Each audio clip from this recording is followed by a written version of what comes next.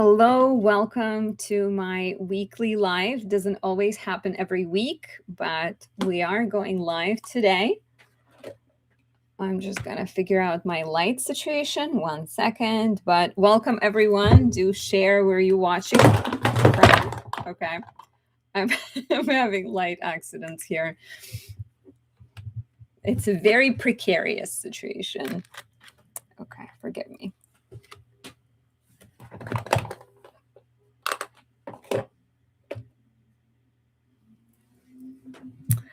Okay, welcome. So today I am doing your chart readings. The point of this is to offer guidance to people who potentially cannot afford the full-size reading and answer your questions. So the way this works is I ask for a donation. The donation suggested amount is 25, but it is based on how much you feel comfortable paying. Once you send the donation, I will add you to my list and you can ask me pretty much any question. I ask that you focus on one question, right, to make it easier and to sort of look at multiple charts because these are the shorter readings. And the questions can be connected to almost anything, more general things like what is my karmic purpose? What is happening in my love life? What's my ideal career?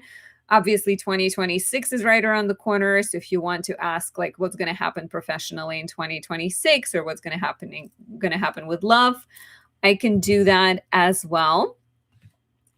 We do have one person already on the list. So, and if you're just joining, say hi, let me know where you're watching from. And I have Victoria on my list. If Victoria is here, do let us know.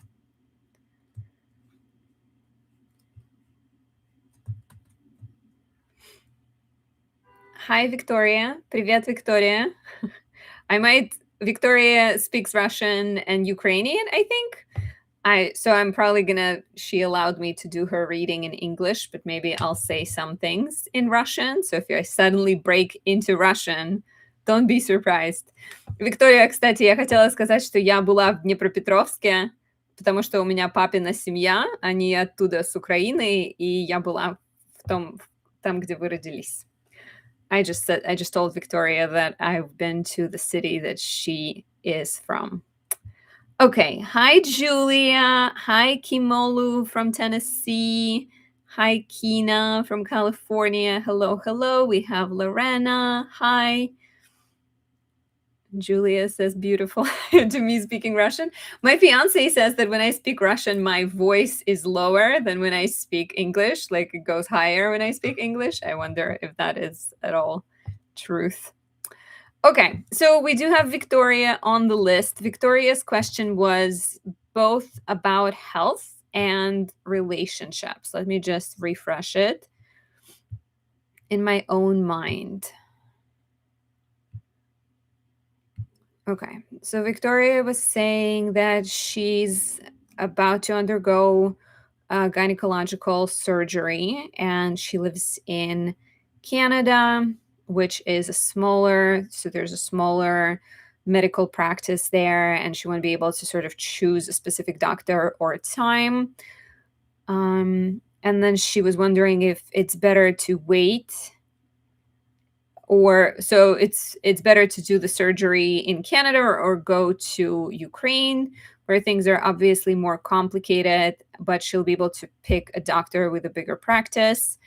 Or is it worth to do the first step in Canada and then finish in Dnipropetrovsk in Ukraine? And she's wondering whether there are any difficult periods to avoid. So I mentioned to her in our email conversation that it's a more complex question that requires looking at different cities, right? And like, I will look at some things and I will do my best to analyze it. But a lot of times when the question is that type of complicated and requires a lot of analysis, I do ask for a full-sized reading. So for any of you who's looking for like, multiple countries, like multiple steps to a question, I would recommend doing it in a full-sized reading. But we can definitely check out in terms of like positive dates, what's happening generally. And she also wondered about her personal life and wondering like what might be happening there. Okay. Julia says it is lower when I speak Russian. Yeah, maybe something about that. I used to have such a like cognitive dissonance. I think, most people do when you hear yourself speak on recording versus what you hear in your own voice. But because I film so much, somehow the two have merged for me. And now I don't have this like I feel like what I hear in my head is then what I hear playing when I film videos for you guys. So it's just sort of funny that way. Okay, Victoria, sorry for a digression. But for anyone who's watching, if you want me to answer your question, these are donation based. Speaking of which, let me share the information. So if you'd like me to answer your question, submit a donation. Suggested amount is 25. And then share your information. You can share information in the comments, in the chat, or you can email them your info to me at Anastasia astrology at gmail.com, especially if you want your information to be kept private. That's an option. I can not show your chart and just sort of, keep your information hidden, or show your natal chart without the information. So that's the way to share your info. Okay, so Jess Hood from South Australia. What time is it in South Australia? We have Colombia. How awesome. Hi, people watching from a lot of different places. Okay, Victoria. Does this look correct for you? I assume it should be correct, the information, because I took it from your email, but just want to make sure. July 30, 84, 11:47:50, Dnipropetrovsk. So there are a couple of things that immediately jump to my mind when it comes. Okay, Victoria says it is correct. So you just turned 41, and 41 in astrology is the year of health. Every year of life, starting at birth, connects to a house in your chart. So when you're born, you're in the first house. You turn 1, you're in the second. You turn 2, you're in the third. And you keep going. And every 12 years, you would be coming back to the same place, and you would be repeating certain themes. So 41 is connected to the 6th house. And it is similar to 29. So question for you, Victoria. Do you remember what was happening in your life when you were 29? So that would have been 2013 into 2014, right? The second half of 2013 and the first half of 2014. Specifically, what was happening with health? Are there any similar themes that maybe are coming up in terms of health right now? I do like a lot that the planet in charge of your house of health is Mercury in its rulership. So that is very supportive. And you're born with Mars and Scorpio in the 8th house, which doesn't protect you from obstacles, but it definitely means that you have the power to overcome them. Mars and Scorpio is this elevated, highly, what's the word? I don't even know. Very, very, got the best tools type of warrior. So I think you're someone who has the power to overcome obstacles in your life. And so in that regard, so you're saying you had some issues back when you were 29. Did you get through them, or is this surgery, is it at all similar, or is it like a very different story right now? Surgery wise, your question is like in terms of, good dates and stuff. I can definitely tell you some positive times that I would pick, like had I been in a situation like that. You're saying different, not a surgery. Did that heal? Are you okay in terms of like, were those issues did they appear and then sort of disappear? Or like, are you done with that problem, I guess, is the question. Okay, I also got a payment from, okay, let me see.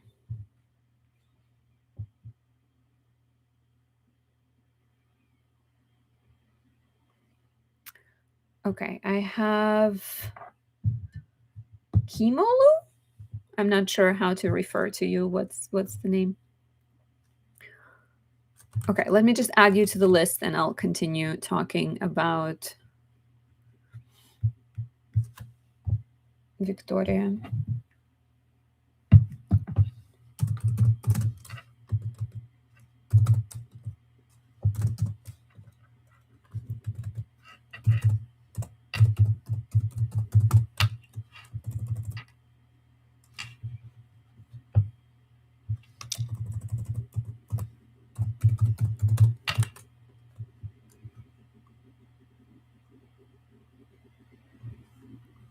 Okay. Okay. Victoria says I'm still observing the situation that was happening last time. Okay. Let me just see what other things are popping up in terms of like health questions. So the ruler of your chart is Mars and Scorpio. So again, it's sort of like you are meant to deal with obstacles. You are a warrior and you are someone who's gonna deal with things sort of similar to that. Not necessarily health wise, but I think it's just a sign that you are, as an Aries, right, ruled by a strong Mars. It's almost like you can't avoid dealing with some type of crisis. You know what? I would always suggest being proactive, because we have our charts and we have things that exist within us, and sometimes we don't give them attention and they show up in this very sort of annoying way. Like, you're meant to fight, and if you're not finding outlets for your passion and your, warrior spirit, it might find you. So my advice generally for you in life would be to figure out ways in which you can fight for maybe people who need help, and find way to express your fighting spirit. Even doing, like, maybe you already do it, but like physical exercise, any kind of like strengthening, martial arts. Are you physically very active?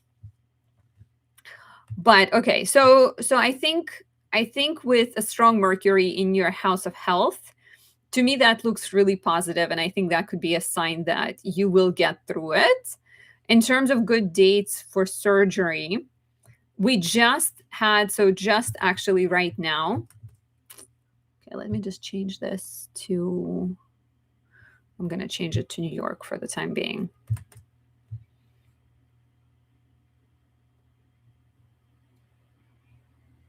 Oh, Kiera. Okay. Kira. Thank you for letting me know how to pronounce your name. Okay. So we just had, on December 15th, today, Mars, which is the planet of action, and it is connected to sort of precision and cutting things. It just went into Capricorn, and it's going to be there all the way until January 23rd, 2025. 2026. What year is it? January 23rd, 2026. So between December 15th until January 23rd, 2026, there is this empowered Mars. And that is awesome. January 1st is when Mercury also enters Capricorn, which I would wait for. I wouldn't do anything before Mercury goes into Capricorn, because Mercury is in Sagittarius right now, and there's nothing wrong with Mercury in Sagittarius, but it is considered to be in its detriment. So maybe it's best to wait for Mercury in Capricorn. And I think the period between January, so I wouldn't do it on the full moon either. And I wouldn't do a surgery on the day The moon is in Scorpio because you mentioned it's a gynecological operation. So definitely avoid the moon in Scorpio. Um, so that gives you, the full moon is around January 3rd. Yeah, around January 2nd, 3rd, 4th. So definitely wouldn't do it then. Potentially between January 4th and 23rd can be a pretty decent time. Usually for surgery, you want the moon to be darker because there's like less danger of, overflow, blood spilling out, because if the moon is too bright, it's almost like there's not a lot of control one might have over the moon. So, okay, so there's, 4th, 5th, 6th, 7th, 8th, 9th, 10th. Don't do it on January 11th. Don't do it on the 12th. Don't probably do it on the 13th. But then 14, 15 is fine. So even any like sort of other times while Mars is still in Capricorn, I like a lot. I think when Mars goes into Aquarius, that's pretty decent as well. So there's sort of a lot of options. I would just maybe, I think, like if you were looking to get it done sooner, that would be potentially a good time. Gogo Pogo, I am not from Ukraine, but my dad was Ukrainian, and I have been to Ukraine a few times. I am more from Russia than Ukraine because that's where I spent more time in my childhood, but close enough. Not quite right, but close. No, no worries. So, Victoria, is this would you be able to do it in January, or do you think it's going to be later? Because, again, like to analyze it in terms of like different cities, that's just something that I think requires more charts and it becomes like more complicated, but I think there's some good times to do it in January. Oh, you're saying later in Canada things are very slow. How late though? Any sort of approximation? How much time do you think it's going to take? Like 2 months, 3 months, 6 months? Spring or summer? Okay, so still same rules are going to apply, right? We're going to avoid Scorpio moon. We're going to avoid full moon. So that's something that definitely I wouldn't do it on. But let's see, spring or summer.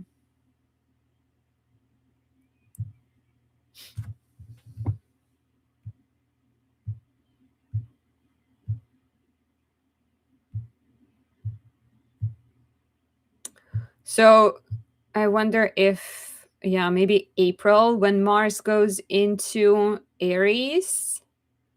Saturn and Neptune are also going to be in Aries. So Mars may be positively sort of restricted by being in Aries.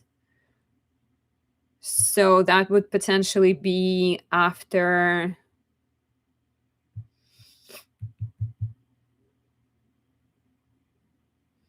Well, like, yeah, probably like mid-April. So this is the new moon.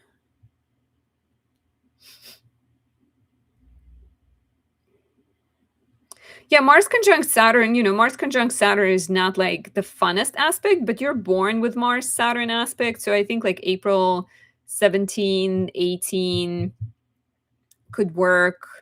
April 21st, like somewhere around that time. Moon Jupiter connection is lovely. So April 21st, 22nd. Mars being in Aries, Mars conjunct Mercury can definitely provide some precision. And so this technically lasts for a while because Mars tends to stay in a sign for a while. So yeah, Mars is there all the way until mid-May. I wouldn't do it when Mars is in Taurus because Mars is in its detriment in Taurus. And again, it doesn't have to be like a bad thing.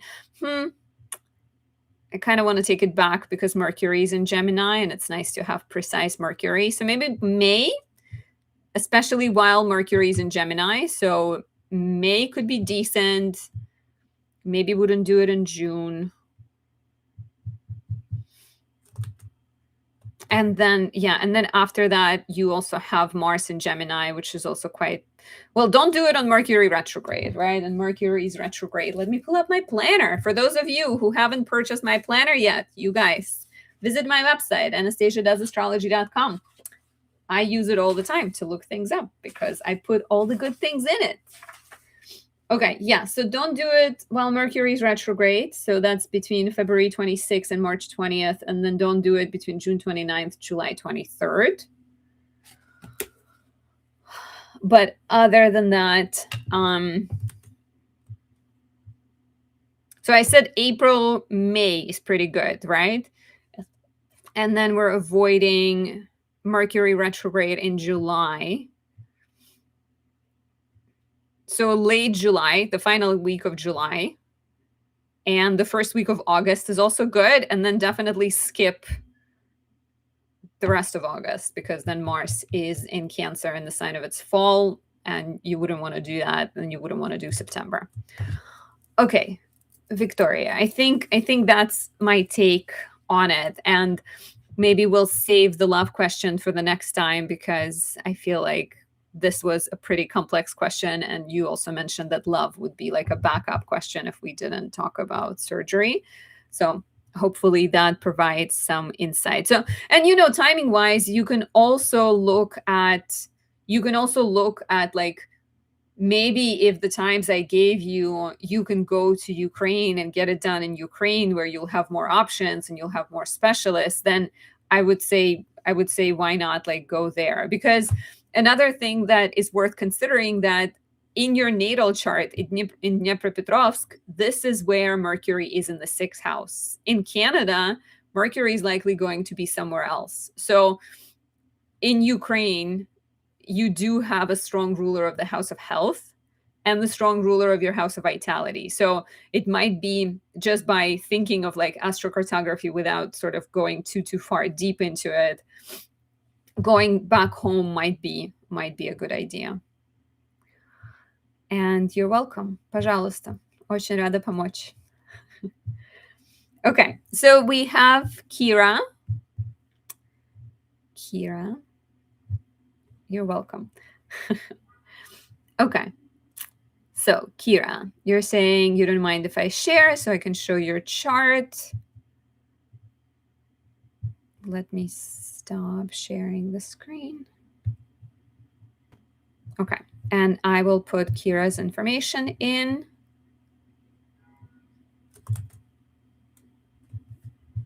And for anyone else who wants to jump on, I only have Kira right now on the list. So if you want to get a reading, you can send the donation. Suggested amount is 25. And then once you do share your information, share your question, I would ask to prioritize a single question just because these are shorter readings. For anyone who wants a full-sized reading, you can book it at anastasiadoesastrology.com. I am running a year ahead special, by the way. You can save $20 with the code 2026, specifically on the year ahead reading. Or you can save $40 by going to the candle shop or the print shop, and it's going to be there as a recorded reading option. Okay, Kira.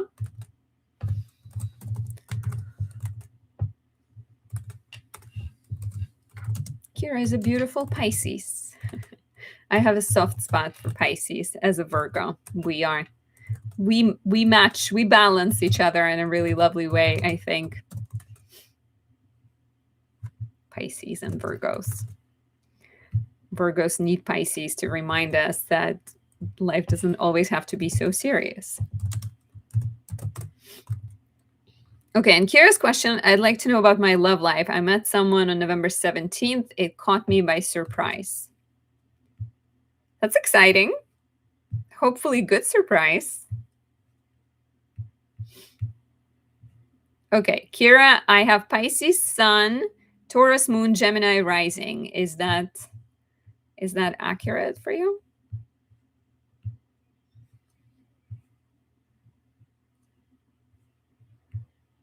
And I'm going to share the screen in a second here.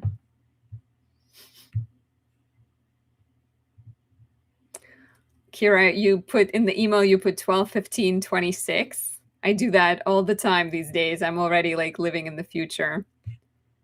It's we're jumping a year ahead into December 15th, 2026. Okay.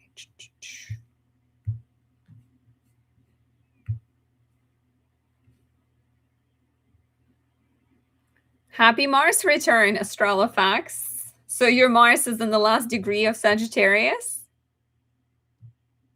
Okay, Kira says correct to her sun, moon, and rising.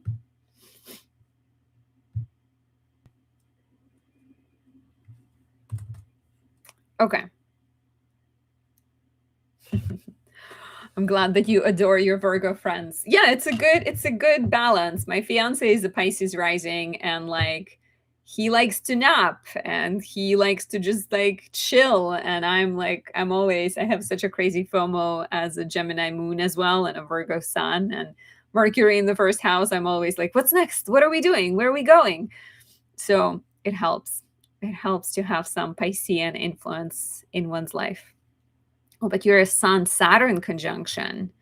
That will be very serious, like kind of Capricornian, Aquarian vibes, like a Pisces, but a lot more realistic and grounded, and sometimes maybe overpowered by the seriousness of Saturn. Okay, so you said you met someone on November 17th. Just curious what was happening in the chart.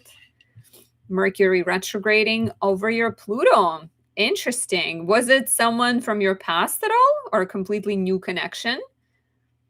It's interesting because sometimes when we meet someone during retrograde, they might, it might be kind of like in and out, here or there type of relationship, like not always what it seems, not always long lasting. There are exceptions, of course, to every rule, but yeah, I wonder, Kira, was it someone you knew before? Because that would change things. I just think like a brand new person. Okay, you're saying completely new and he is fine. That's good. Well, obviously every story has like an exception. I'm just generally, as an astrologer, I feel like I maybe give Mercury retrograde too much emphasis. But I'm glad you met someone. I just feel like sometimes when you meet someone under Mercury retrograde, if you, let's say you make a relationship official during Mercury retrograde, there maybe the relationship will carry some of the qualities of Mercury retrograde. So maybe there are miscommunications, maybe there are misunderstandings, maybe there are some like crossed wires and some sort of hidden dynamics underneath it all going on. I'm just going to turn this YouTube sign off because all it's doing is, I think, shining a crazy bright light and not doing much else. Okay, but generally, so you have Jupiter ruling your 7th house of relationships. That is a very lovely planet to have in charge of the house of relationships. It's Jupiter in its domicile. What's interesting is you're also a Jupiter-Saturn square person. So that sometimes suggests this kind of push and pull between being optimistic and sometimes maybe being too pragmatic and realistic. Like you're kind of always having this conversation in your head about, let's do this, let's have fun, versus like, no, but we have to do this. And so sometimes it's like sort of interesting. And because this Jupiter is applying to a square to Saturn, this might show up in relationships as well, where sometimes you're like, oh, love is beautiful and we should have fun. And then other times it's like, no, life is dark and things are complicated and don't trust people because they can hurt you or something like that. So I guess my advice would be like, watch out that you're not projecting that and creating your reality in relationships, because sometimes what we believe we manifest, right? And then you also have Pluto in your 7th house of relationships, which can suggest sometimes quite Plutonian experiences in love, maybe dating people who are, on the most positive, it's like someone who's maybe working as a psychotherapist or someone who is very passionate and you have this very deeply soul merging type of relationship. But on the negative, this can sometimes also manifest as like dating someone who's obsessed with you, or someone who is stalking you, or some kind of like, I guess with Pluto in the seventh, you need to be really clear about like what you want, and you need to be willing to share vulnerability and share things with other people, because sometimes Pluto in the seventh can manifest as like power struggles in a relationship, because you're trying to protect yourself, but in the process, you're not sort of sharing your true feelings. And then the other person does the same, and nobody really knows where you stand. I still like that the ruler of your seventh house of relationships is strong.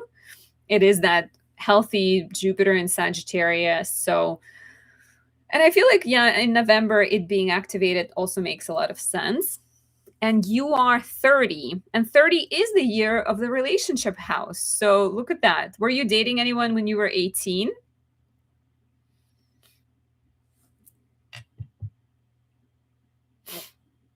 Because 30 definitely activates these questions of relationships.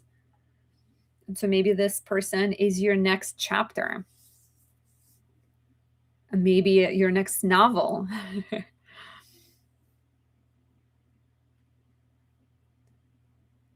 Well, definitely happy Mars return, Astrolofax.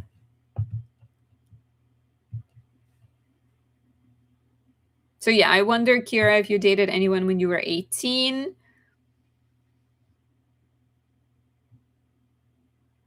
I feel like having Jupiter in the seventh can be like, even though Pluto is here, and Pluto can sometimes suggest that, like, you know, power imbalance can be a theme in relationships, I still think Jupiter can be helpful. And but Jupiter square Saturn, though, Jupiter square Saturn can be also a sign of like, sometimes there will be karmic lessons. And what I would also say here, you have Sun Saturn conjunction, and the Sun represents the father, and Saturn represents maybe a more difficult relationship with the father. So, are there any sort of daddy's issues that are playing out in your relationships? Which is maybe a deeper question than we have time for. But there may be, there may be some kind of like heavy responsibility. Sun Saturn people sometimes have to grow up really early. They have to deal with some increased sort of burdens or heaviness or like workload. You're saying I love my dad, but I attract age gap related. Do you feel like you date people who are similar to your dad at all? Age gap. Okay, age gap can definitely be Jupiter square Saturn, I think. Do you meet people at work at all?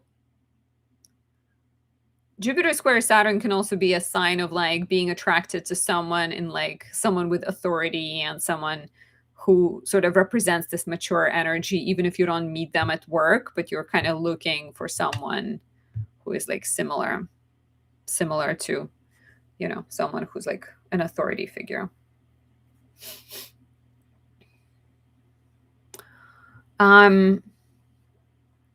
Does this help? Do you have any other specific like follow-up questions? I feel like, so if we go to what's happening right now, if we were to fast forward, right, December 15, we do have a lot of planets in your seventh house of relationships, but they keep hitting Saturn and Neptune. So there may be some type of like, oh, let's start dating this person. Oh no, my workload is too busy and I have to do something. Or like, oh, let's give it a chance, but then maybe some kind of past disappointment or some type of like self-doubt might be.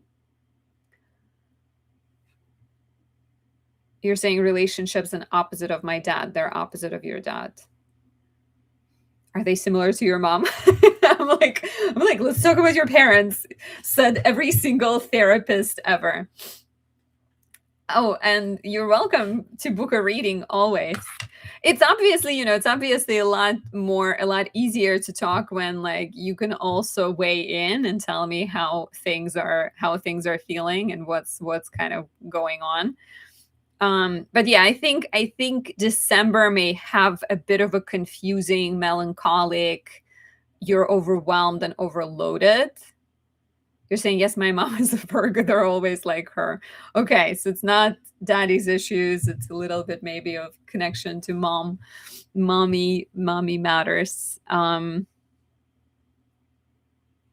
Yeah, sometimes the two get sort of swapped with one another. But I think December could be confusing for relationships. I think you may see perhaps more clarity in if things feel confusing with this guy right now. I think there may be more positive developments in January, February, because you're going to go through your Venus return in February. There's going to be a Venus Cazimi on January 6th. So there's some exciting romantic transits coming up. But December is a bit of like, especially so on the 21st. When do we have? Let me give you some dates, because Venus is about to go through a square to Saturn and Neptune, and that could be a bit like, on one hand, it could be a sign of serious conversations and making things official, which is exciting and positive. But if there are any fears, if there are any unresolved matters, if there are any like insecurity or anything like that, all of that is going to come out into the open. If a relationship doesn't have long-term potential, all of that is going to become visible too. So Venus squares Saturn on December 21st, this Sunday, and then she squares Neptune on Wednesday, December 24th. And if there is any over idealization going on, if there is any, deception, confusion, like, it might sort of feel like everything is coming into the open. So let me know if there are any follow-up questions. I am doing donation-based readings. So to people who are watching, if you'd like to jump on my list, there is a pinned comment. There's also a link in the description. Suggested amount is $25. You can send the donation and then share your birthday information, and I will be more than happy to take a look at your chart.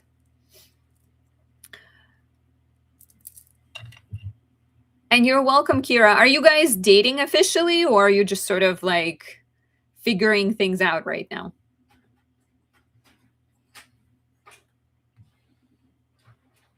But my list is open right now. So for those curious, for those who want to get on the list, please do.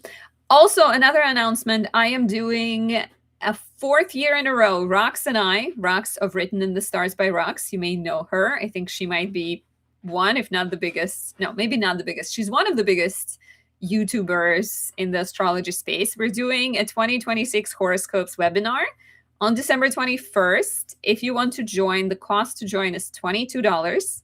And you can join by sending the payment through the same links that are in my description or in the pinned comment, and then emailing me at anastasia.does.astrology@gmail.com that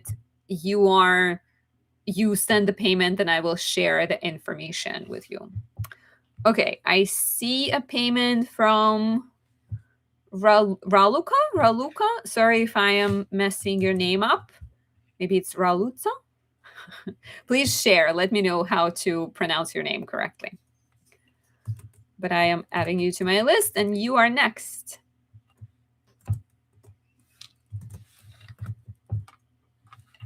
Thank you so much for sending the donation. And also do let me know if you'd like your information to be kept private or if it's okay to share.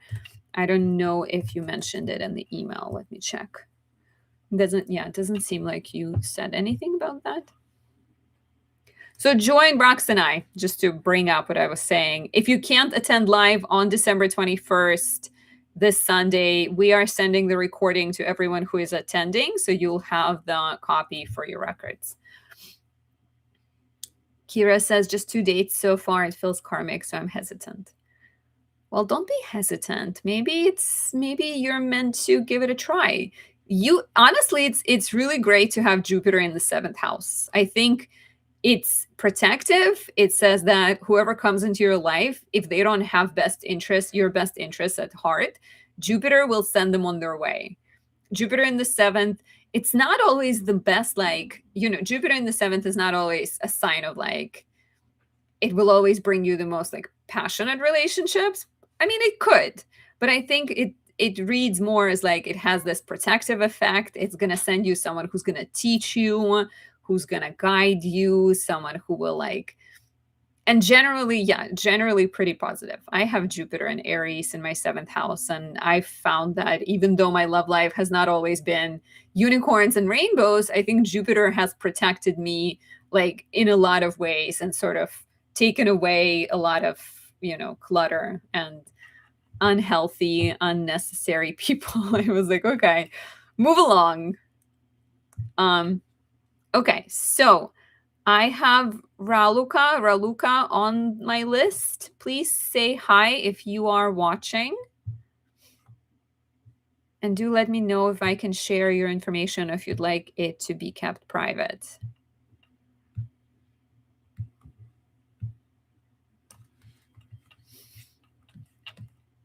Okay, I'm going to start putting your information in, and hopefully you will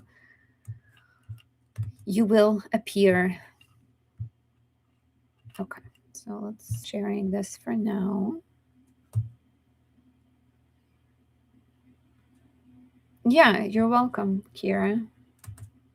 It's just you're young, right? You're still pretty young, and your Jupiter is squaring Saturn, and Saturn suggests delays. So there may be just some lessons along the way, some self-understanding, some sort of inner work that needs to happen. But I think it can help as long as you're willing to like hear the lesson. Because I also have a friend with Jupiter and Sagittarius in the seventh house, and she's a Gemini rising, and she just stopped dating.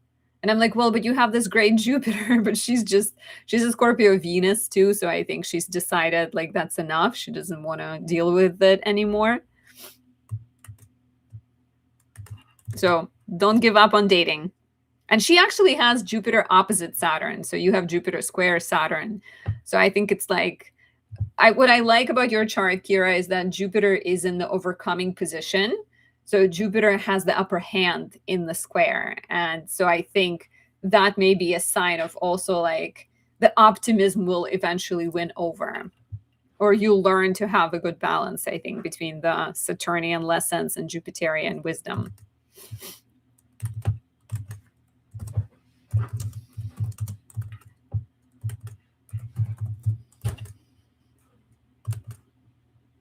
And for people who want to get a reading, I right now only have one person on the list. So let me know if you'd like to jump on. And if you do, send the donation by using the link in the pinned comment or in the description. Suggested amount is 25. And then after that, you can send me your information, ask your question, and get your reading.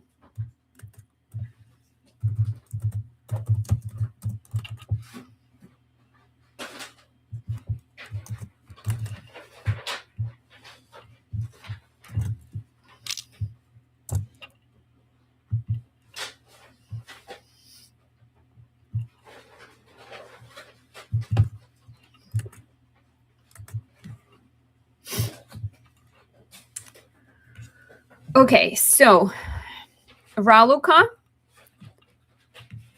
please let me know if you are watching, because I do have a donation from you, but I do not know whether you're live with us.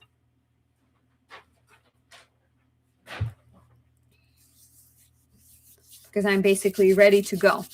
Just need to see whether you're watching or not.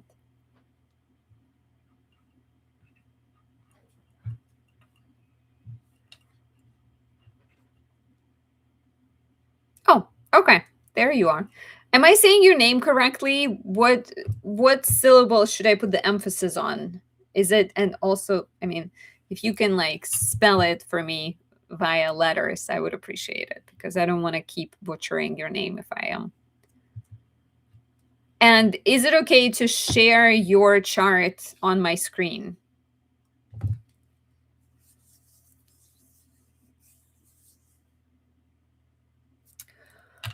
The question was, I would like to know about relationships, marriage. I have been single for 2 years. What is important for me?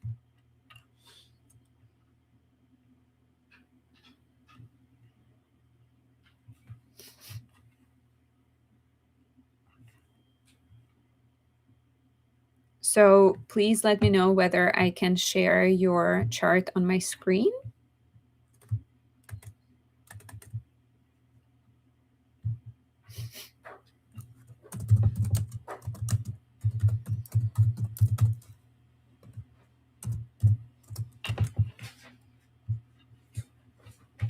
I feel like sometimes there's a little bit of a delay between what I'm saying and what you're hearing and when you're hearing it. And so maybe that's why it's taking a second to catch up.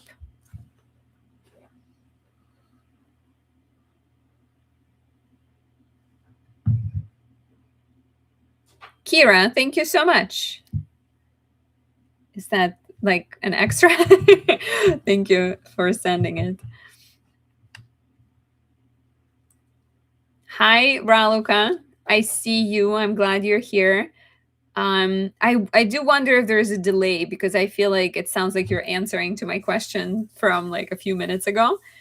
My question for you is still whether it's okay to share your information publicly on my screen, or would you like it to be kept private? And yeah, if you can correct me if I'm mispronouncing your name, please do, or if it's okay, you don't have to do that.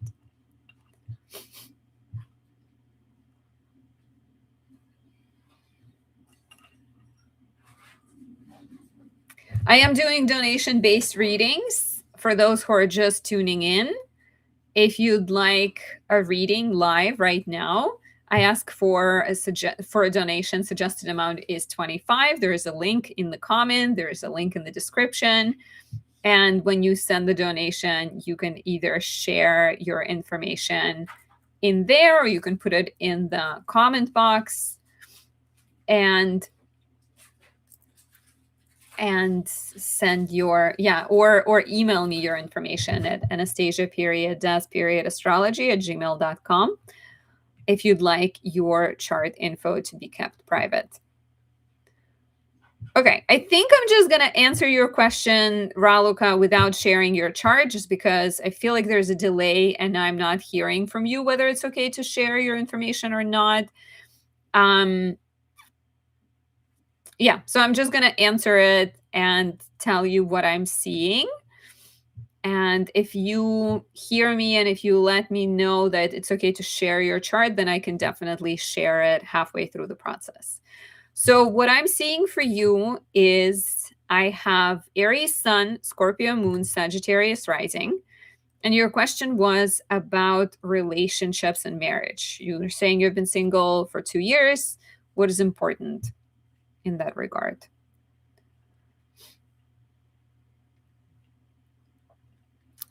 So I see Sharam sending what I don't know what NOK mean. I do ask for people who are sending donations to please use the link that I provided. I mean, this is the YouTube payment works, but normally I ask for to use the links because YouTube payment goes through YouTube and there are a lot of steps before it gets to me. So please, in the future, use the link over the YouTube payment option. Also, what is NOK?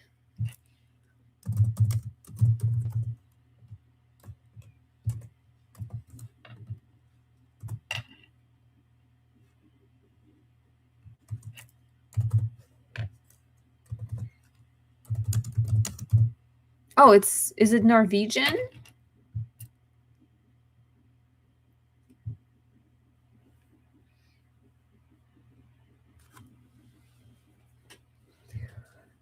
No, it's okay, just something to keep in mind in the future. And if you want to share your information as well to go next, I can answer your question then.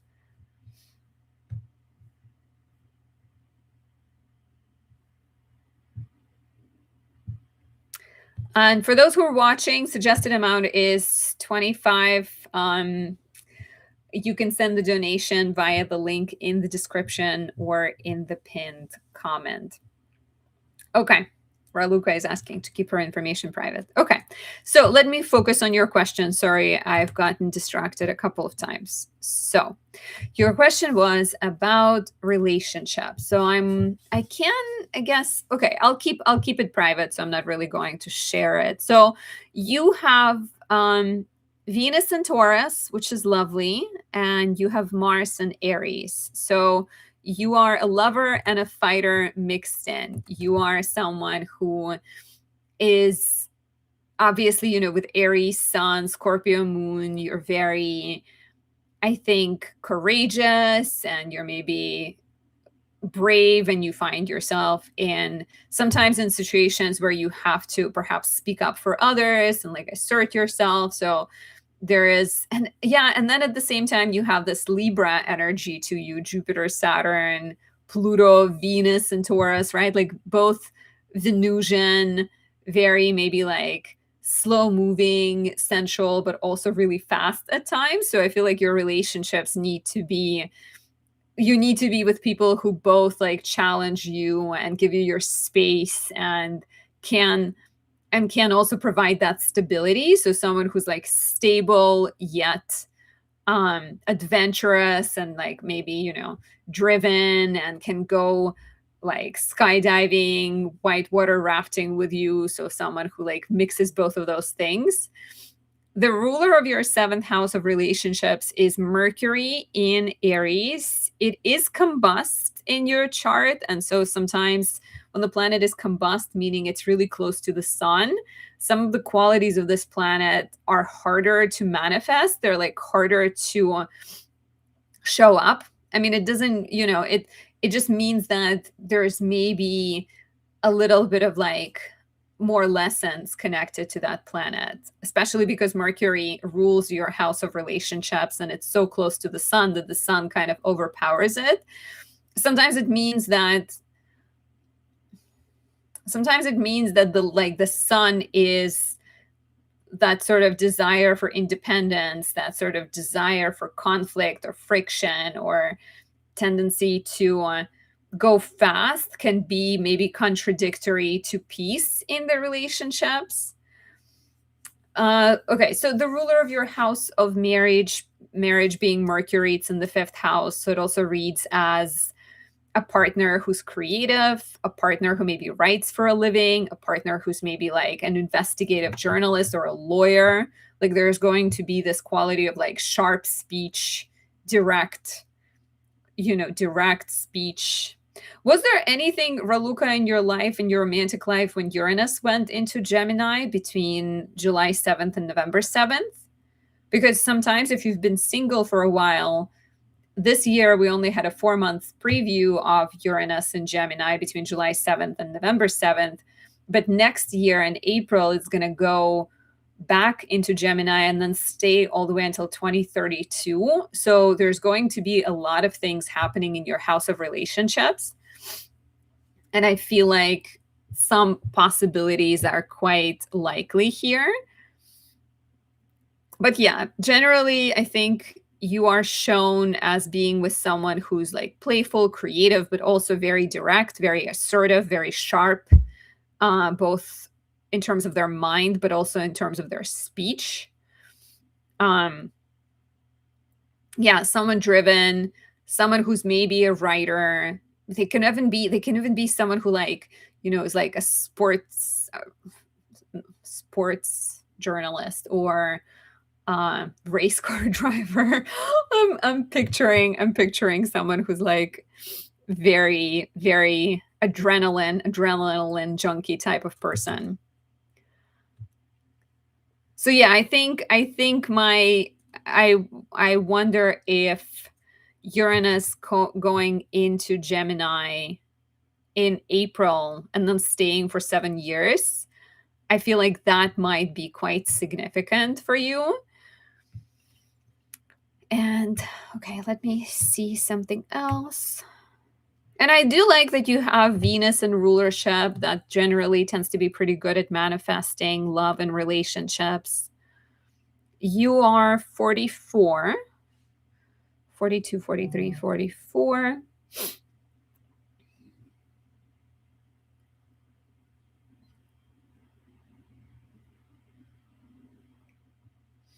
Yeah, you're going to go through your nodal opposition pretty soon, which doesn't necessarily read as relationships. I think Uranus going into I think Uranus will be significant. So that's April 25, 2026. And then Venus is there also around the same time. So April, May can bring some positive romantic developments. And then Gemini season begins in late May, right? So like April, May, there's a new moon there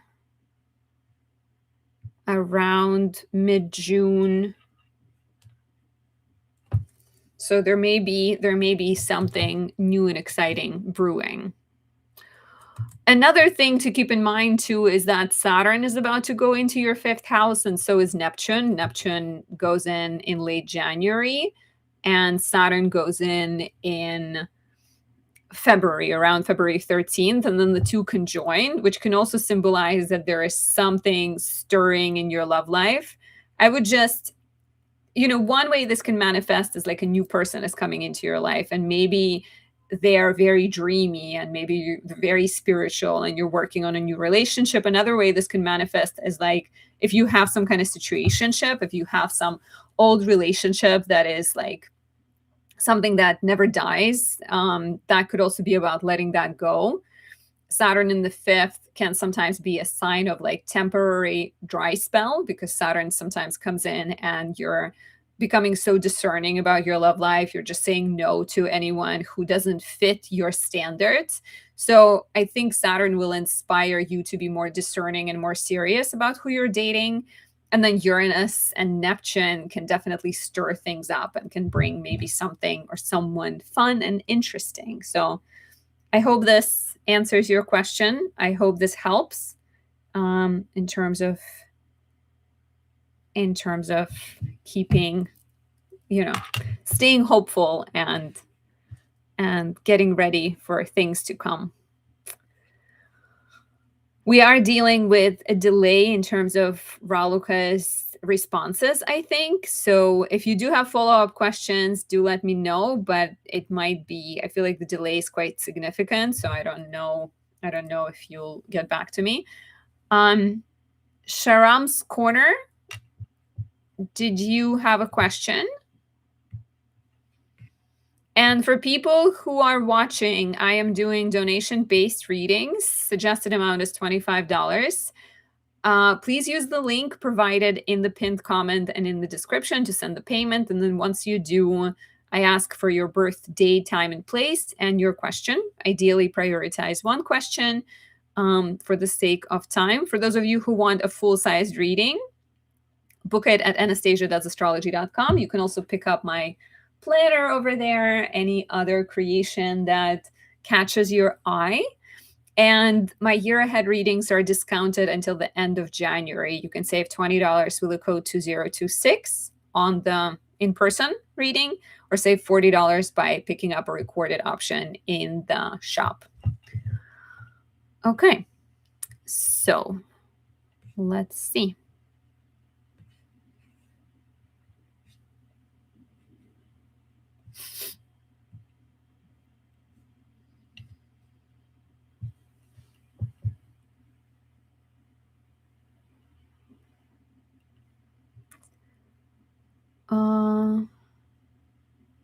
Mr. Say So 444 saying, I don't know what to ask, first time watcher. Well, people ask a lot of things. You can ask about general questions like natal chart, like your karmic purpose, career, love. You can also ask about what's coming up. Sharam's Corner about moving to another place.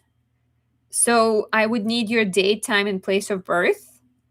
And if you can give me more information in terms of this question, that would be great. And for those watching, Mr. Sesso says I'm a March Aries though. Okay, cool. I don't subscribe under the theory of like March Aries versus April Aries, because once you learn astrology and you know that every year planets fall very differently, you understand that sometimes March Aries can be more similar to April Aries depending on which year we're talking about. Okay, I need the location as well. Date, time, and place of birth, Sharam's Corner. And after Sharam's Corner, my list is open. So if you want to jump on, do let me know.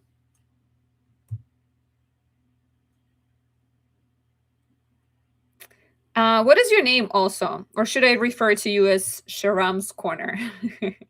Or is it Sharam? I'm just not sure.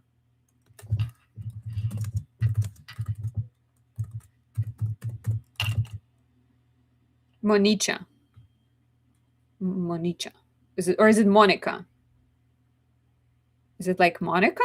Or is it Monicha?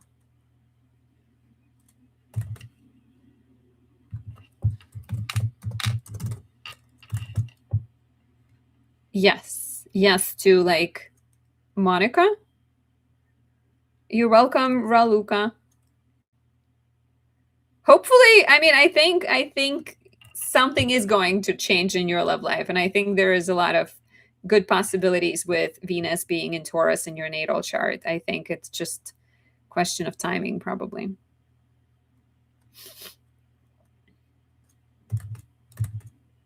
Okay, July 22nd, 72, 3:46 p.m.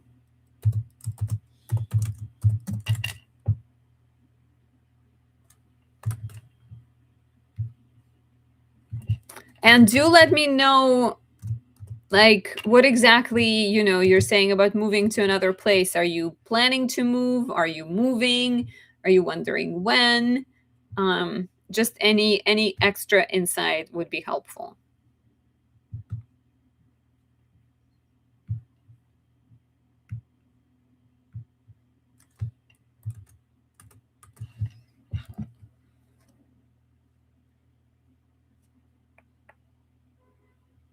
Okay.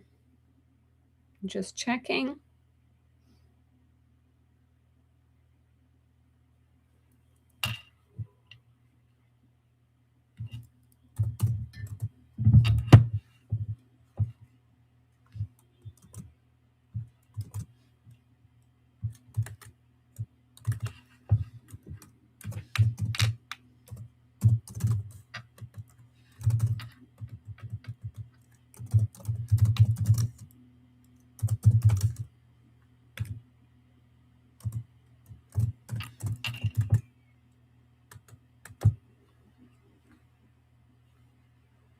Okay, so you're planning to move in February.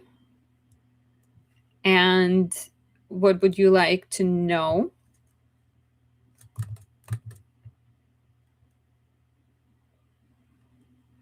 Whether it's a good time to move?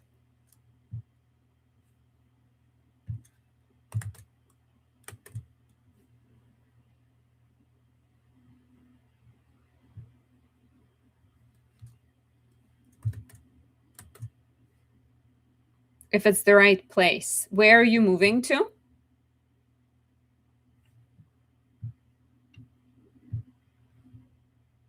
The more information you can give me, the better it is, because then I can be more specific in my response. So the more specific you can be, the better.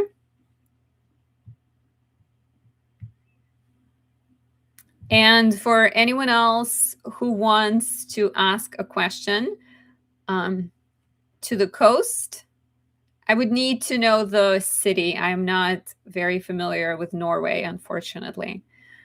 So for anyone else who would like a reading, please send the donation. Suggested amount is $25, but it is based on your financial situation. If you cannot pay this much, I understand. If you want to pay more, thank you. Thank you so much. So yeah, I ask for a donation. There's a link in the description and in the pinned comment. And then I would need to know your date, time, place of birth, and your question. Okay. I hope my software can pick up the city because I don't know if it can, but let's see.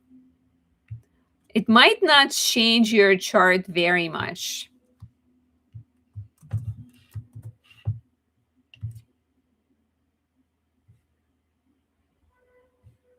I think it's going haywire because of that first letter. It's like, what? What? All confused. Oi garden.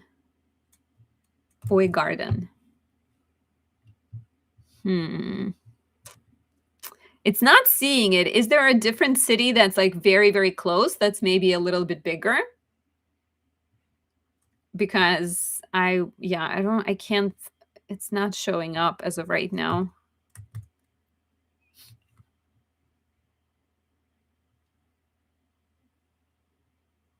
Mr. Sesso says I'm an Aries sun that's in conjunction with Scorpio and Pisces.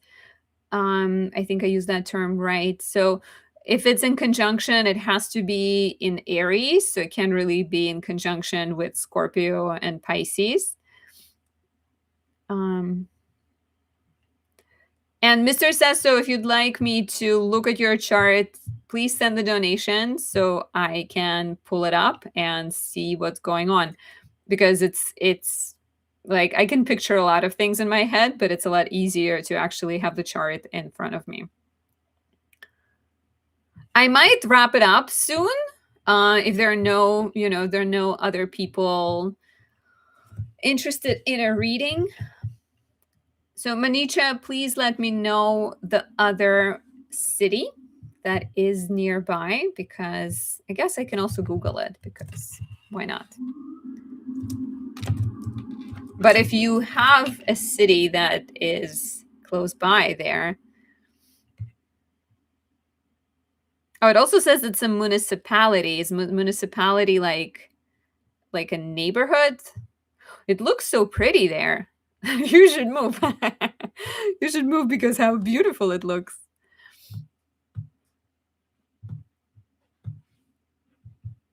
Yeah, so it's like an island, right?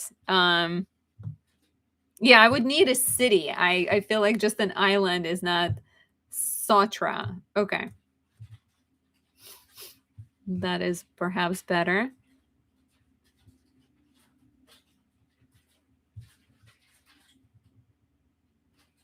Nope. Not seeing it. This is becoming a very complicated question. Yeah, I do see Sotra. That's weird.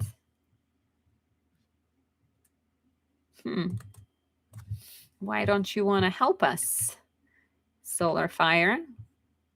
Yeah, sometimes the app I'm using doesn't recognize certain like places. It's kind of limited in the knowledge at times. Let me try some other things I see on the map.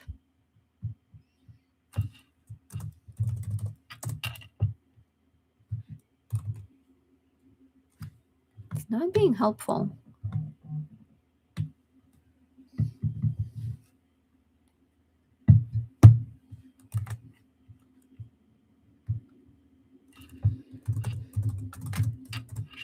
Oh, look at that. I found something called Televag. And I think that's pretty close. Televag. Okay, so natal chart says you are a Scorpio rising. I have a sneaking suspicion it's going to be very similar to your natal chart. I don't know if a lot is going to change. Yeah. It doesn't really change your natal energy in a significant way. All it does, it moves your ascendant by 12 minutes. So instead of 1714 Scorpio on the ascendant, you become 1702 Scorpio on the ascendant. So I can't say that like, I don't know if there's going to be such a big difference in terms of how you feel there. It might be quite similar to where you live right now. But like in terms of transits, right? You are a Scorpio rising and Jupiter is right now in Cancer in your ninth house of travel. So I think it is a good time to move. And I think if you are feeling like it's time to do it, you should probably do it because it is a good time for that.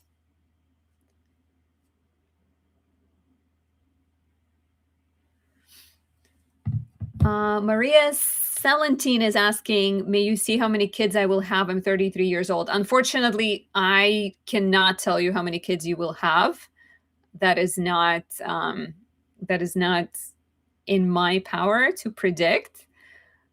And there are certain things you can see in the chart in terms of like approximately, but I feel like I don't know, maybe there are some astrologers out there who claim that they can tell you exactly how many, but I can't really.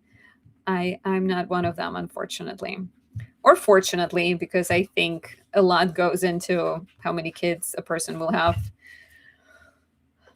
So I am going to wrap up unless there are anyone else who wants to get a reading with me. And you're welcome, Monica. I am glad this was helpful. I think, yeah, astrology is definitely smiling in terms of you moving. So for those of you who want to jump on last call, you can still get a reading by sending a donation via the links in the description or in the pinned comment. If you want to work with me, visit anastasiadoesastrology.com to book a personal reading.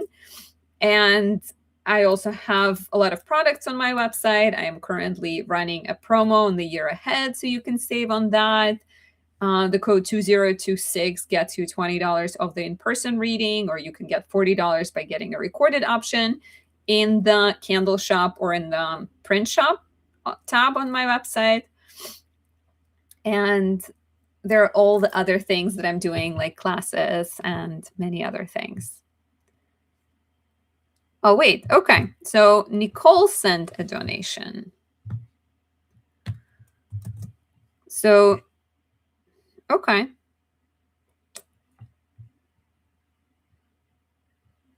Okay. Paulina sent a donation. Is it okay to share your information, or would you rather I keep it private?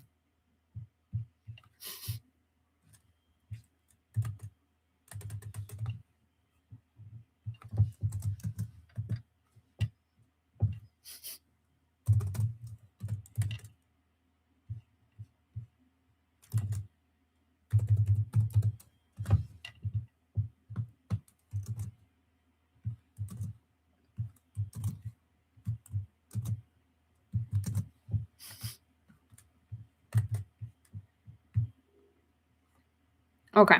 Thumbs up, I assume, means it's okay. Okay. So let me pull up your chart.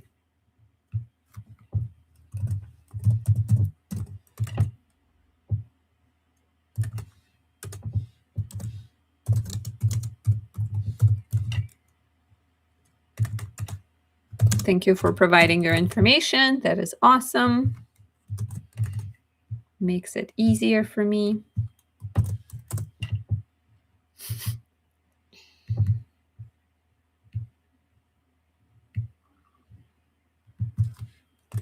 Okay, and so your question is relationships, partner and friends, and work are on my mind more than ever right now. I'd love your insights for any dates to watch out for and any other suggestions you have.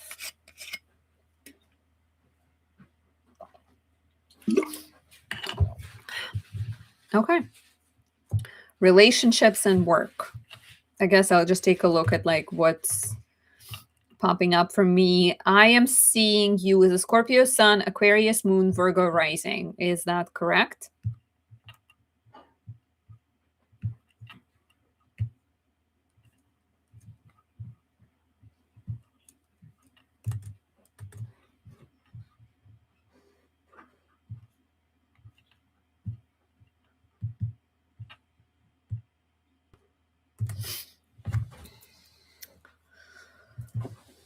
Okay. Okay. Thumbs up. Double thumbs up. So, makes sense that relationships are on your mind because there are both houses of relationships and the house of friendships are quite active for you presently. You have been going through your Saturn return since March 2023, and your Saturn return is almost done.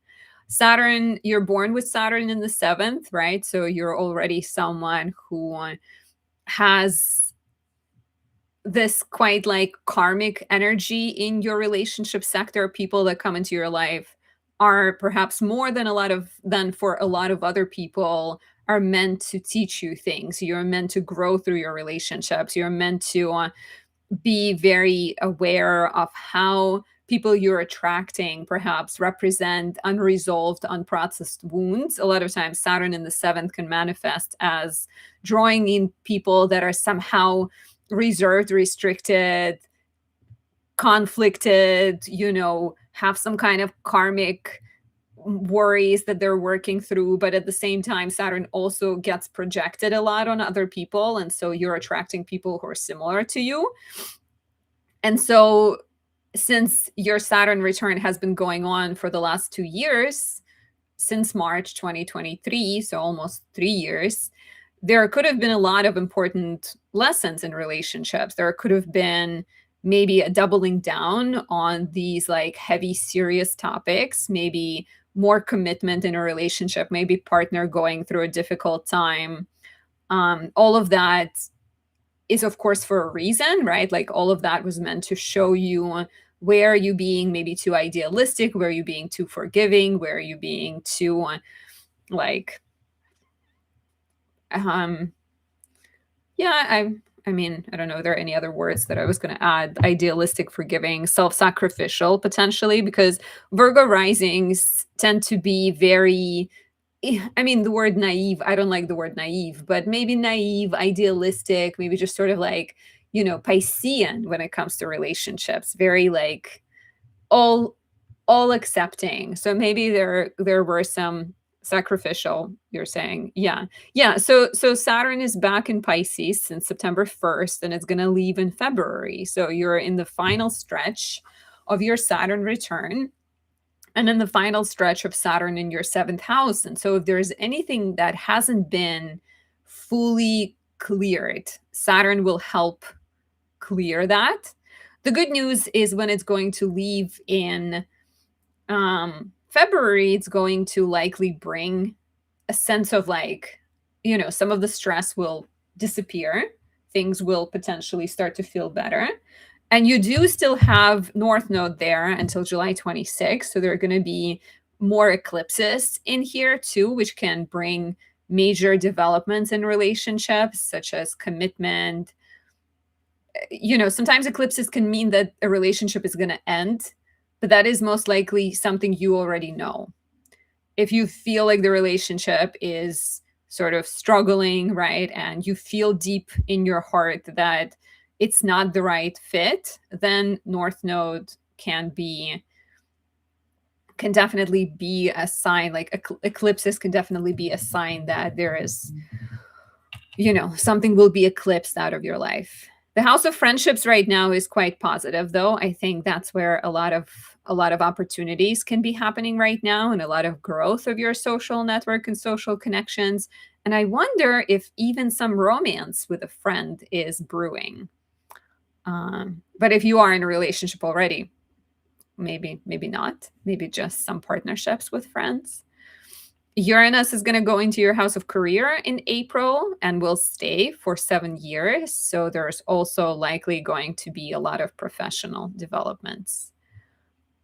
I hope this helps. For more sort of in-depth reading, I would recommend getting the year ahead because I would go through all of these and like talk about specific dates and sort of specific developments in a lot more depth. But if you have any follow-up questions, do let me know. Matthew Wade, do I see your donation? I think I do. Okay, thank you so much. So we have Matthew next. Yeah, Paulina, let me know if there is any follow-up.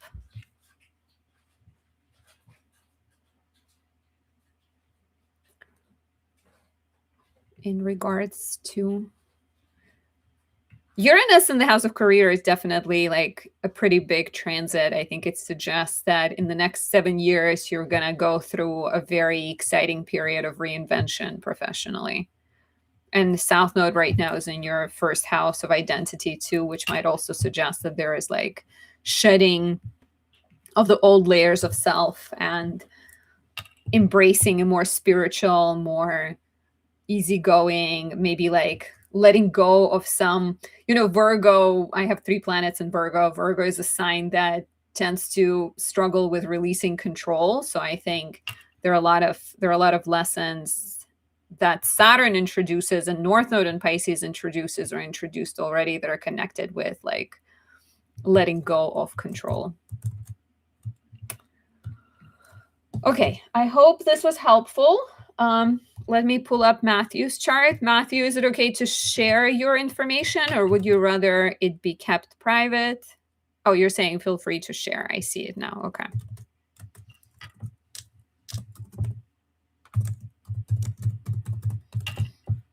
And I think I'll take one more person after this. And then if we don't have anyone else, I might wrap it up. So if anyone watching would like to be my final person, if you want to be our closing act, do send the donation via the link in the description or in the pinned comment.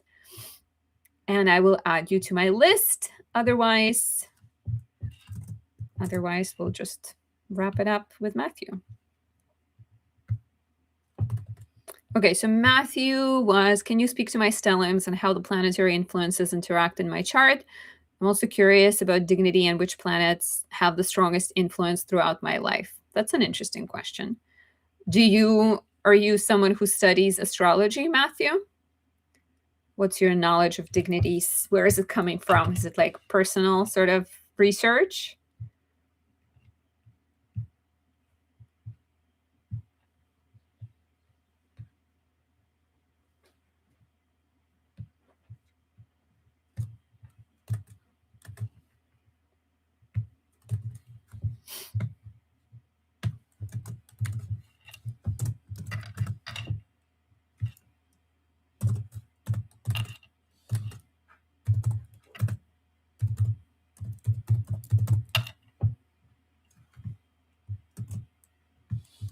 Also, Paulina, I didn't hear from you about any follow-up questions, but I hope this was helpful. Okay, Matthew says, I dabble. Okay, seems like you know a decent amount. Okay, 1 second. So the question is in regards to stelliums and how planetary influences interact in the chart. Also curious about dignity and which planets have the strongest influence throughout your life. Okay. It is indeed a pretty interesting question. So let's see.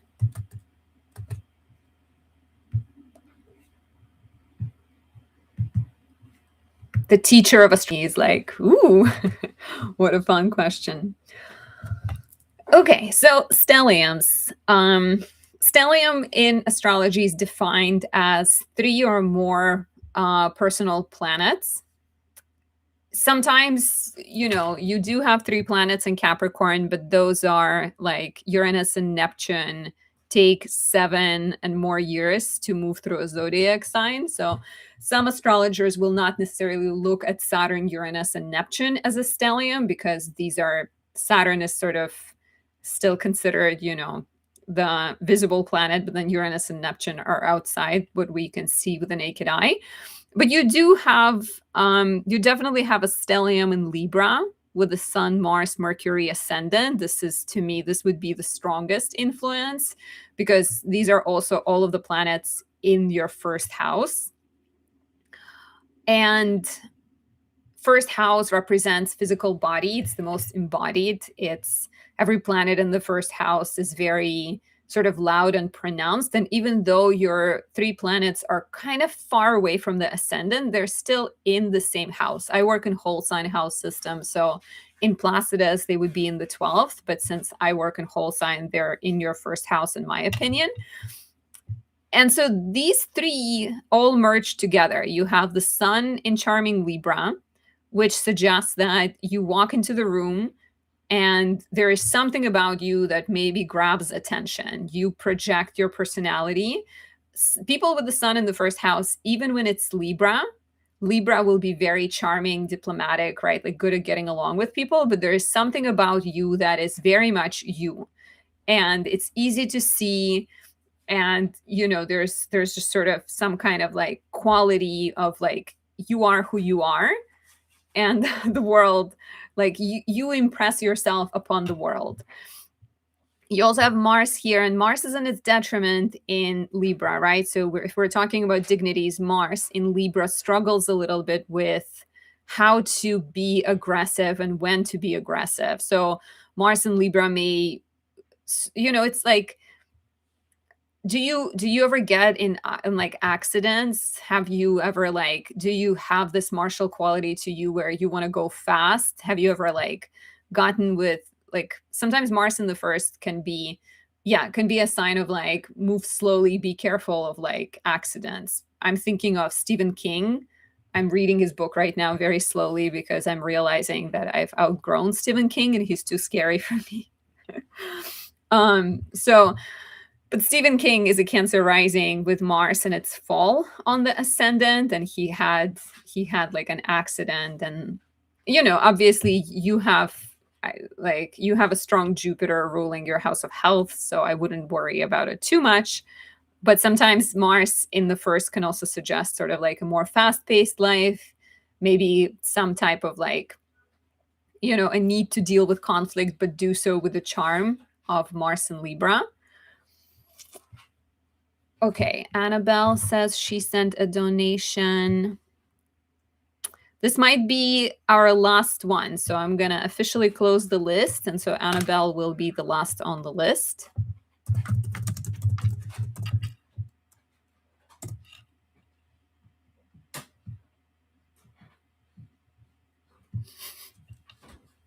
So, yeah, so Matthew, back to you. So I think Sun, Mars, Mercury definitely comes across as like I said, Sun will suggest that you project your personality. Mars represents this sort of faster paced, action full life. Mercury will be a sign of communication. So it could be like a politician stellium, right? Good for um, action and charm and creativity potentially as well. And so all of that being in the first house of identity, I think is like really Mercury will suggest that you talk, your thoughts kind of go towards self-understanding a lot of times. So to me, this is the most powerful stellium in your chart. Mars being in detriment is a planet to watch for and to be aware of. There are ways in which you can work with this Mars and would be highly beneficial for you. So Mars rules Tuesday, day of Mars. So doing martial arts, volunteering or donating to some kind of charity that represents military veterans, like working with your sort of like fighting spirit, because Mars in Libra, Mars needs to fight, but in Libra, it ends up finding itself at a dinner party where like you cannot fight. But so sometimes the danger could be like stirring fights because the energy is not conscious. Like you need to make this energy more conscious. Your Cancer stellium, though, is really beautiful and I think potentially more supportive. It is, of course, in opposition to the Capricorn energy. So you do have this T-square in your chart, right? Between Cancer, Libra, and Capricorn. And so your moon is in rulership, your Jupiter is exalted. So you have two planets that are in more complicated positions. It's Venus and Mars. And you do have two planets that are uplifted, hanging out together with Chiron. Are you a healer? Do you have a healing effect on people? Do people perceive you as really wise? Because that's what this reads to me as. And then, another thing I'm thinking, so like you have this moon, Chiron, Jupiter, all at the top of your chart. So people see you as wise, people see you as a healer, but also maybe wounded. Your wounds can be more visible to the world. And then there's also this ability to nurture.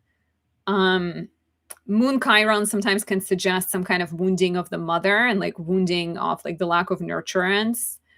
I have moon candles for that. I have moon in Cancer without Chiron. So I would highly recommend those for you.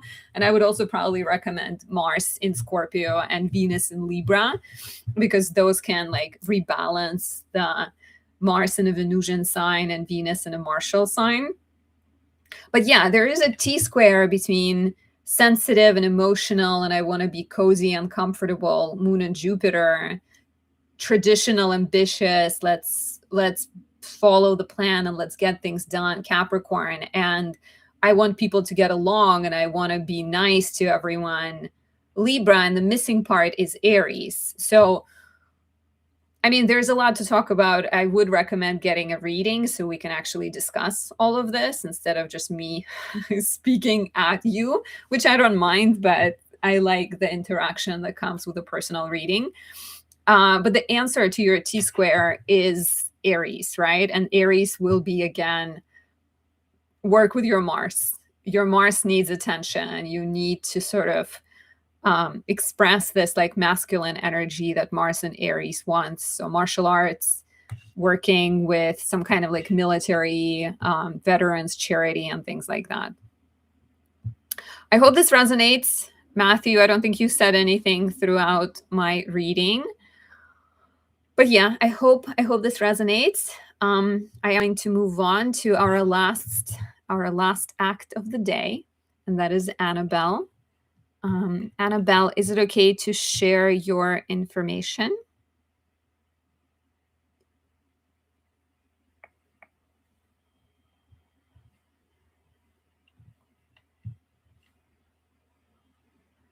Matthew says, called out, you nailed it. Thanks, Anastasia. Maybe we'll chat again soon.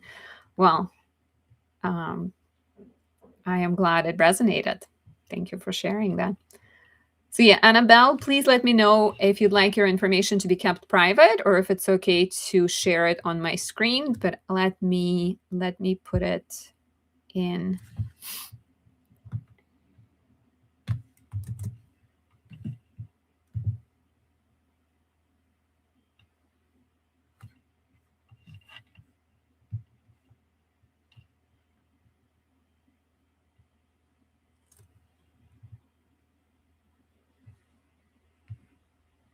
Annabelle, your PayPal has a different name, right? Is that you? Just want to make sure. You did send me a PayPal, right? But it's just like a different name, and I want to make sure I have the right person.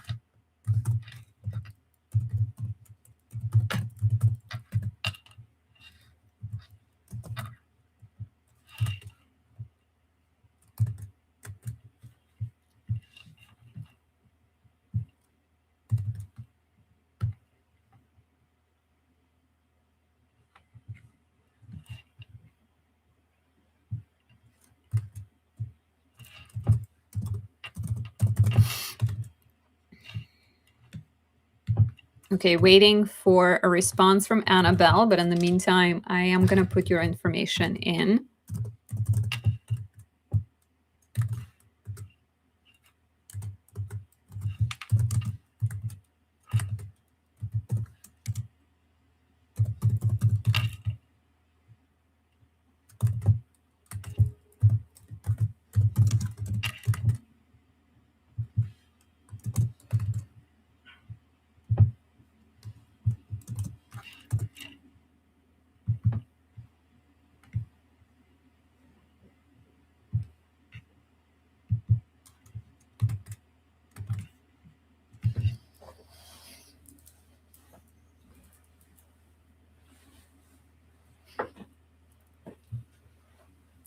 Annabelle, are you watching? Are you with us?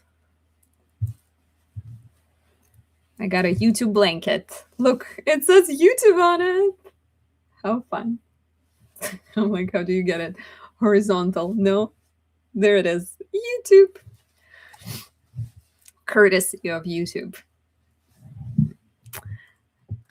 Can you guys hear me? Is there a delay? If you can hear me, could you like say something? Because sometimes it just feels confusing whether it's a delay or whether people maybe coming and going. They're not always here.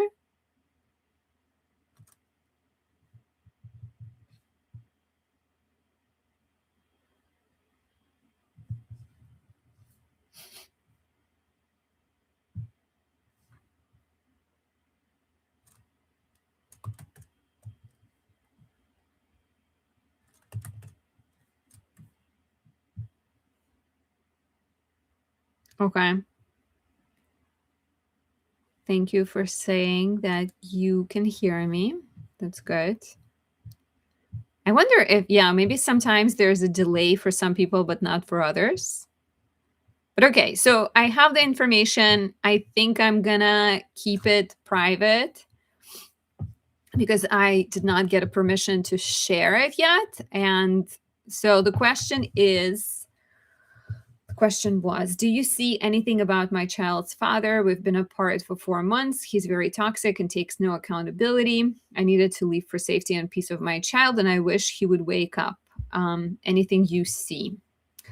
So this feels like a relationship question where I would need to look at his chart in order to talk about what's happening with him.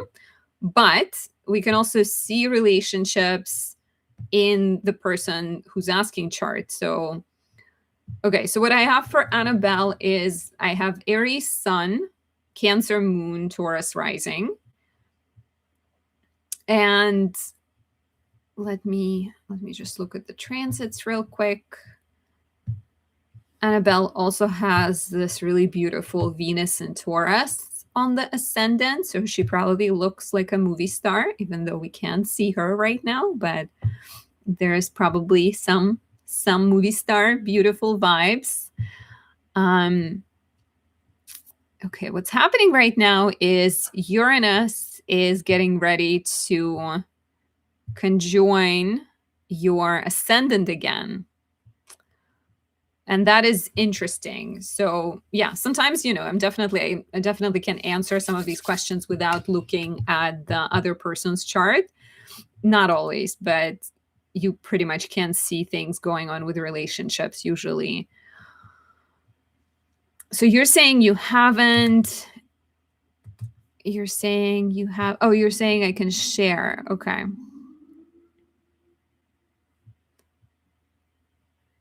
Okay. Annabelle says, for my question to clarify what you see with that reference relationship and any other relationship information. Okay. Okay. Good to know that I can share. So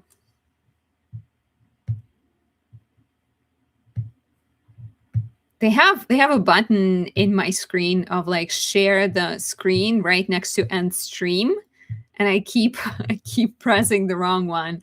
I'm glad it has like a 2-step thing where it's like, are you sure? And I'm always like, oh no, not this one. Okay.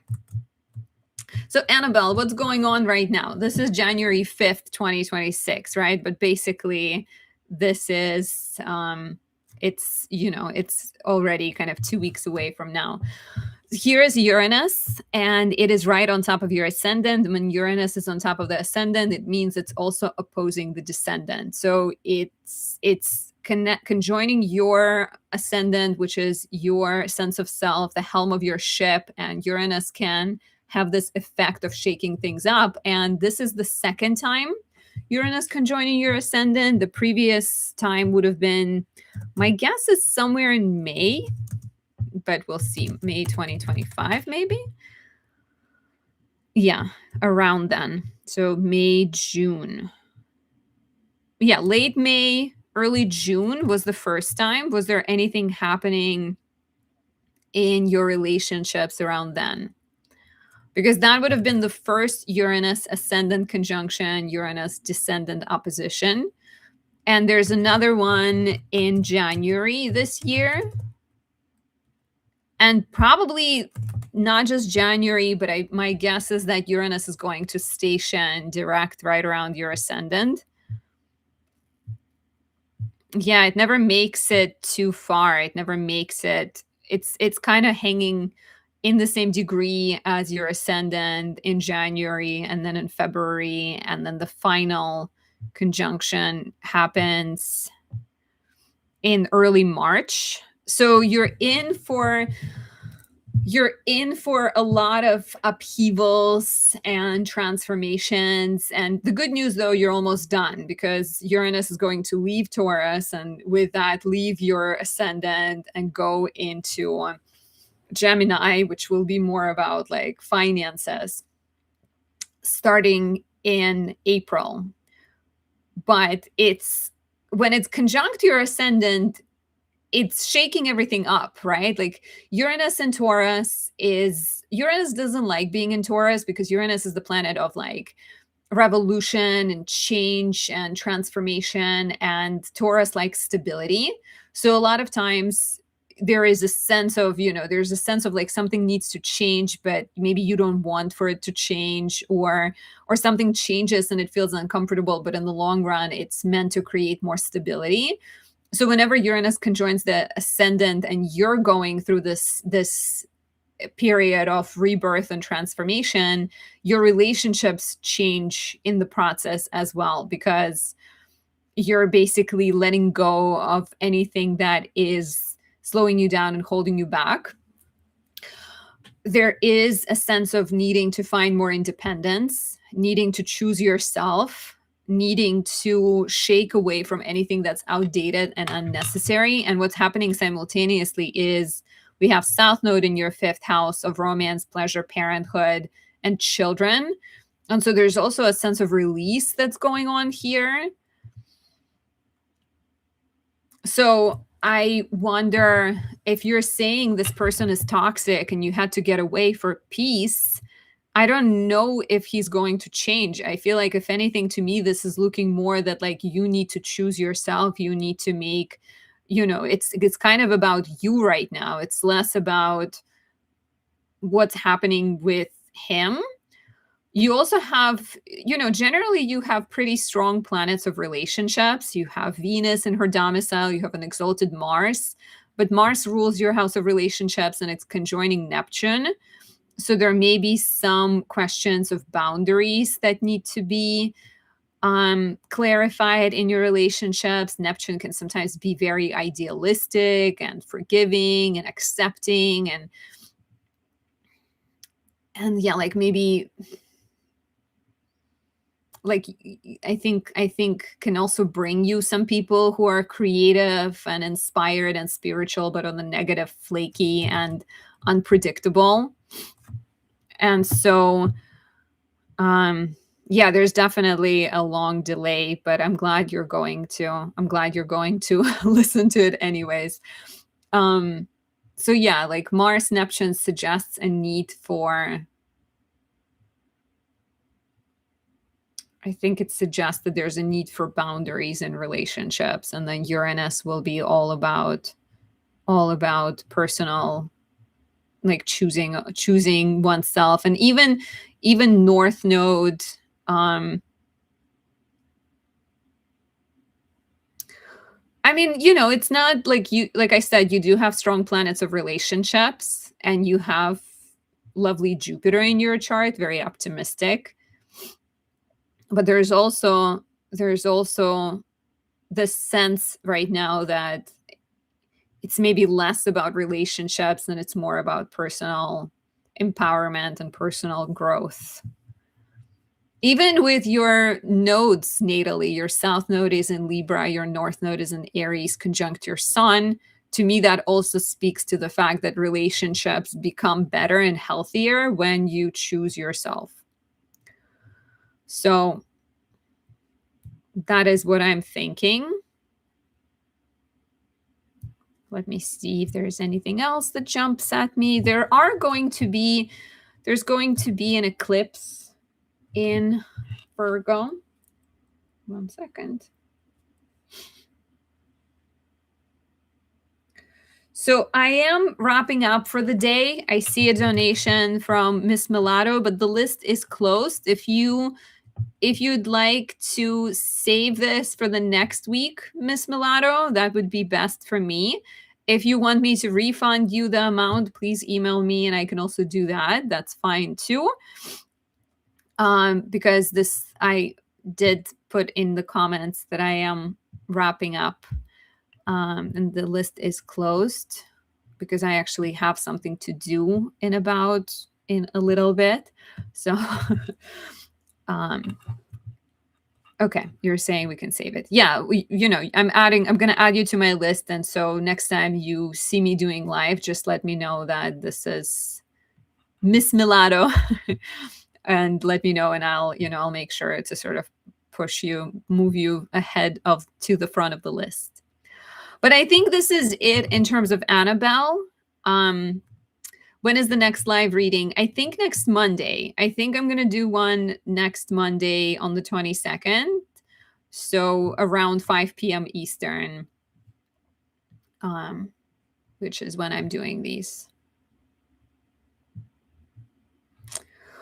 But Annabelle, I'm sorry I'm sorry the delay was kind of getting in front of our conversation and affecting things, but I hope this was helpful.